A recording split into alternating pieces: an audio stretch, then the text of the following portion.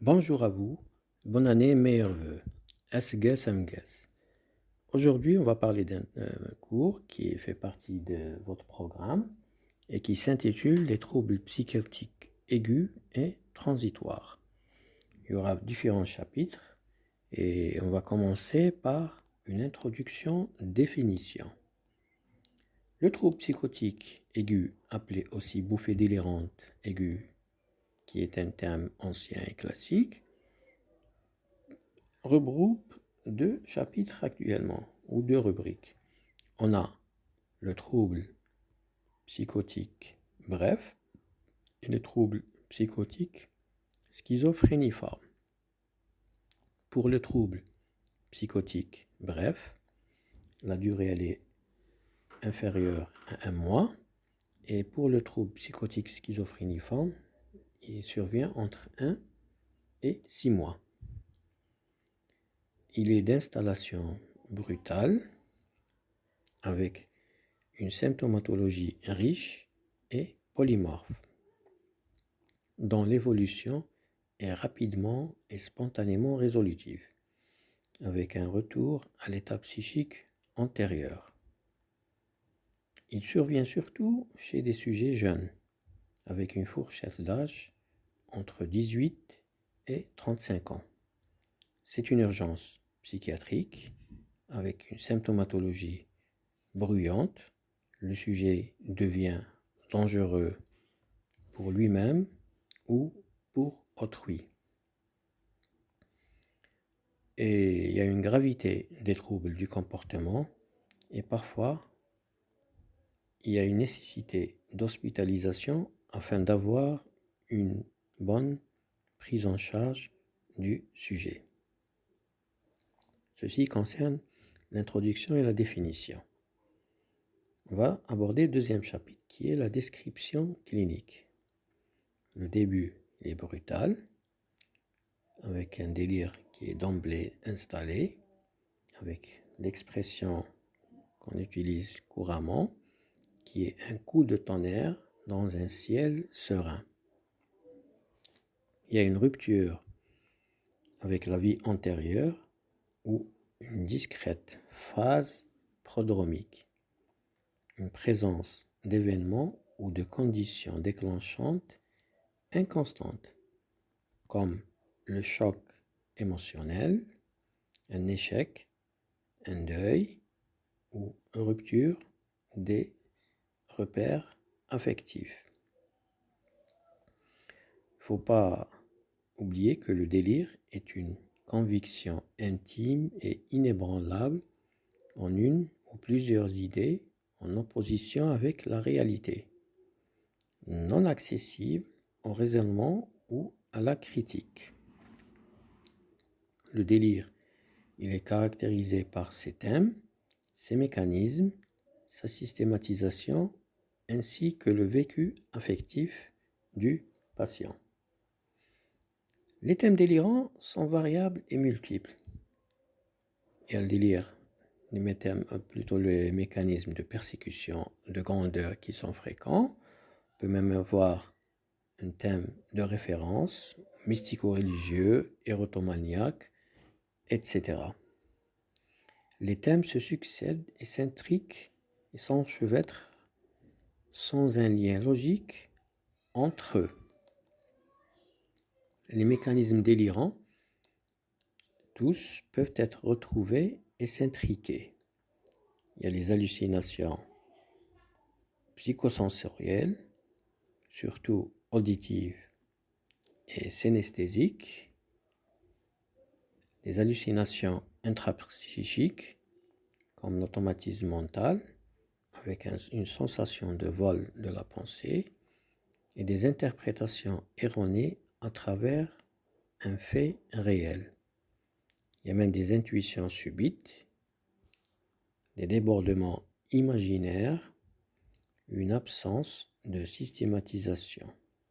C'est-à-dire, il n'y a pas de structuration logique explicative décidée du délire flou.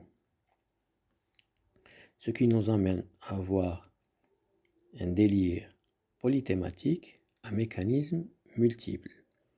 qui est flou, non systématisé, sans cohérence mobile et change dans le temps. C'est ce qu'on appelle un délire paranoïde. Le vécu, il est délirant et intense. Il y a une participation affective et adhésion au délire intense, avec bouleversement des repères personnels et extérieurs du sujet.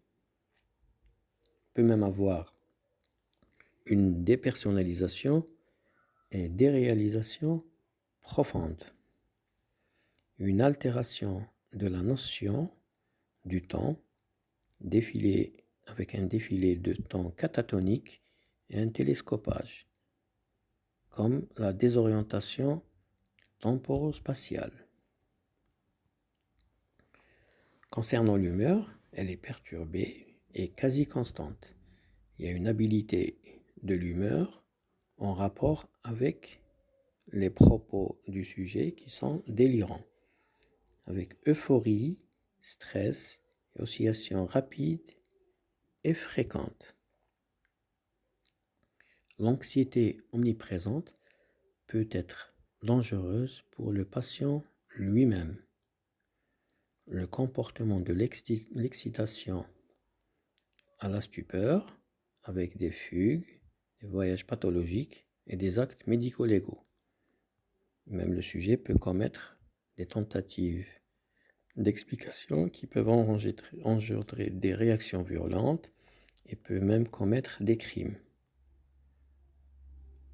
L'état de conscience, il y a une lucidité tantôt bonne, tantôt altérée avec obnubulation. Une attention focalisée sur l'expérience délirante, ce qui peut même avoir un état confusionnel. Troisième chapitre, le diagnostic positif. Le diagnostic positif des psychoses aiguës, il est en général facile.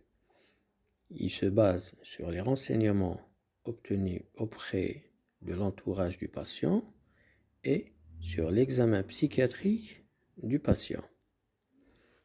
Ce diagnostic va reposer sur une apparition brutale de gros troubles du comportement chez un sujet jeune, les caractères polythématiques et polymorphes du délire, les convictions et vécus délirants intenses, des oscillations rapides de l'humeur, la présence d'une anxiété importante et l'absence d'une altération profonde de la conscience.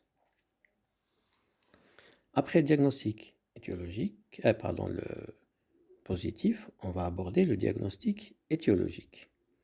Il est le plus souvent sans relation patente avec un agent causal.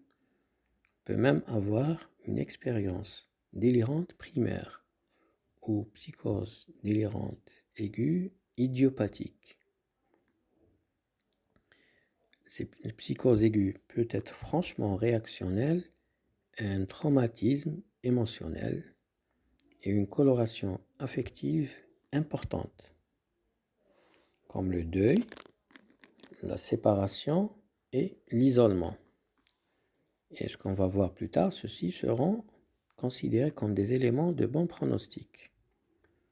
On peut avoir aussi des psychoses aiguës secondaires à une agression cérébrale, que ce soit infectieuse, toxique, traumatique ou vasculaire.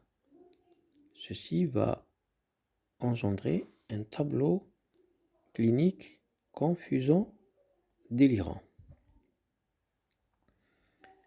Il y a aussi les psychoses aiguës dans le postpartum immédiat, c'est ce qu'on appelle la psychose puerpérale.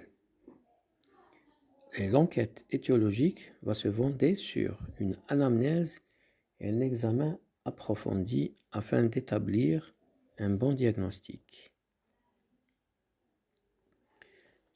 Le diagnostic différentiel, on a comme premier diagnostic différentiel le syndrome confusionnel, qui est très important car il s'agit d'une urgence médicale à ne pas passer à côté. Car qui dit confusion mentale dit une agression cérébrale toxique, ou bien traumatique, ou métabolique ou vasculaire. Vous voyez que je suis en train de me répéter, car c'est très important. Le tableau, il est aigu, associé à un trouble d'orientation spatio-temporelle. Il ne s'agit pas d'une urgence psychiatrique, mais plutôt d'une urgence médicale. Deuxième diagnostic différentiel, c'est l'accès maniaque ou la manie délirante, avec un thème de persécution ou de grandeur qui est congruent à l'humeur. Troisième diagnostic différentiel, c'est la poussée processuelle de la schizophrénie. Soit le patient, il est déjà connu comme schizophrène, donc le diagnostic différentiel va se faire à l'anamnèse, soit il n'est pas connu, ou là aussi le diagnostic il est établi à l'anamnèse avec l'entourage afin de préciser le début de la symptomatologie qui est généralement supérieure à 6 mois.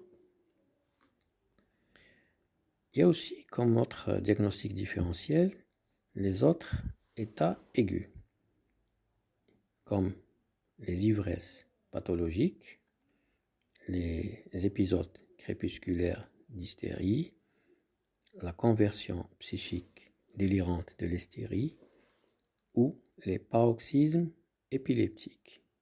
Ces derniers voient leur diagnostic établi avec un EEG. Il y a d'autres pathologies que je n'ai pas citées car elles seront abordées dans d'autres cours que vous allez faire. Maintenant, on va parler de l'évolution et le pronostic. L'évolution à court terme peut avoir une résolution en quelques jours à quelques semaines. Une fin brusque ou progressive, le traitement, il est raccourci dans la durée d'évolution, c'est-à-dire plus le traitement il est pris précocement, plus la durée d'évolution elle est raccourcie. Le devenir se précisera avec le temps au fur et à mesure de la prise en charge. Quand il s'agit d'une psychose aiguë avec un épisode énuque, c'est 10 à 50% des cas. Il y a même peut avoir des évolutions intermittentes dans 30 à 50% des cas. Soit récidive d'accès du même type, avec une restitution ad integrum. Ça veut dire comme si le patient n'a jamais eu de pathologie psychiatrique. Il peut avoir la survenue ultérieure d'épisodes plus nettement thymiques, en rapport avec une bipolarité. Et aussi, on peut avoir une évolution vers une schizophrénie dans 20 à 60% de cas, soit d'un seul tenant, soit après répétition de plusieurs accès, c'est-à-dire soit lors du premier épisode qui va évoluer vers la schizophrénie, soit après avoir eu plusieurs épisodes aigus qui va se chroniciser. Cette diversité évolutive placera les psychoses aiguës comme diagnostic d'attente si la durée est inférieure à 6 mois. On ne peut prévoir le pronostic qu'au fur et à mesure de l'évolution. Certains éléments sont retenus comme facteurs de bon et de mauvais pronostic. On commencera par bien sûr les éléments de bon pronostic qui peuvent engendrer une guérison. Il y a différents items. Le premier, c'est une personnalité antérieure, extravertie et bien adaptée, qui est bon vivante, qui parle avec tout le monde, plein d'amis. Ceci est considéré comme un élément de bon pronostic. Le début, quand il est brutal aussi, c'est un élément de bon pronostic, car le caractère aigu de l'épisode et sa rapide rétrocession confirmera cet élément. La symptomatologie comportant des éléments dysthémiques importants peut être aussi considérée comme élément de bon pronostic. La richesse et le polymorphisme du délire. Une symptomatologie comportant des signes confusionnels. L'existence des facteurs précipitants manifestes, que ce soit environnementaux ou psychologiques. Et bien sûr, absence d'antécédents familiaux de schizophrénie. On abordera maintenant les éléments de mauvais pronostic, car ces éléments peuvent conduire à une schizophrénie. La personnalité, elle est différente dans celle des éléments de bon pronostic, car c'est une personnalité schizoïde qui est mal adaptée et repliée, mais elle peut même être retirée. Le début, il n'est pas aigu, mais subaigu ou même progressif, qui est précédé de manifestations insidieuses. On aura une absence de troubles de l'humeur et l'angoisse pendant l'épisode aigu, avec appauvrissement des affects, une pauvreté du délire, une absence de troubles de la conscience, une absence de facteurs précipitants. On peut avoir des antécédents familiaux de schizophrénie. Ceux-ci sont considérés comme des éléments de mauvais pronostic. Pour la prise en charge, je l'ai simplifiée au maximum. Elle comprend deux phases. Une phase de traitement ou phase traitement de la phase aiguë et le traitement ultérieur. Pour la phase aiguë, la psychose aiguë égale urgence psychiatrique. Dans la majorité des cas, une hospitalisation est nécessaire. Pourquoi? Parce que parfois elle est difficile à admettre au patient. Ce dernier ne se reconnaît pas malade et refusera de prendre son traitement. Le traitement médicamenteux visera à réduire le degré de l'agitation ou à faire disparaître. Il va réduire aussi le délire et les troubles de l'humeur. L'administration de neuroleptiques ou antipsychotiques incisifs est nécessaire car ces derniers ont une action antidélirante et anti-hallucinatoire. En cas d'agitation importante, on peut associer un neuroleptique sédatif.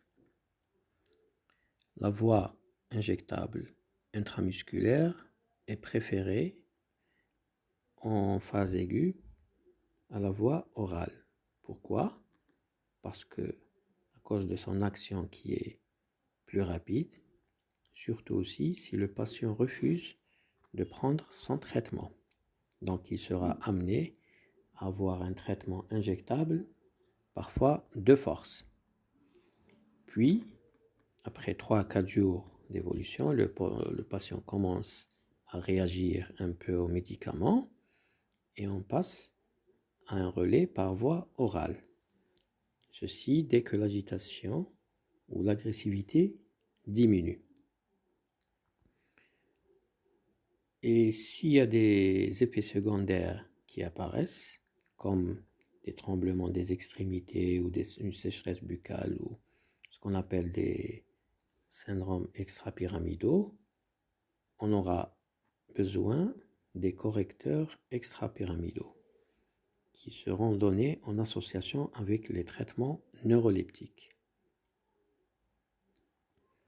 Concernant le traitement ultérieur, les symptômes psychotiques peuvent céder relativement vite au traitement. Plus rarement, persistent plusieurs semaines avant de disparaître complètement. D'où le maintien du traitement entre 6 à 12 mois après la rémission. Parfois, on est en train de maintenir le traitement jusqu'à 5 ans après la rémission, afin d'éviter la rechute. La réduction progressive des doses jusqu'à la dose minimale efficace en monothérapie. Une prise en charge en long cours, en ambulatoire. Et ne pas oublier les mesures de réinsertion sociale et professionnelle. Et je vous remercie. Je laisse mon mail qui est fa-8 oussama@hotmail.com dans le cas où vous aurez besoin de plus d'éclaircissements car le cours a été fait de façon très rapide, sans la présence d'étudiants et sans interactivité. Et je vous remercie.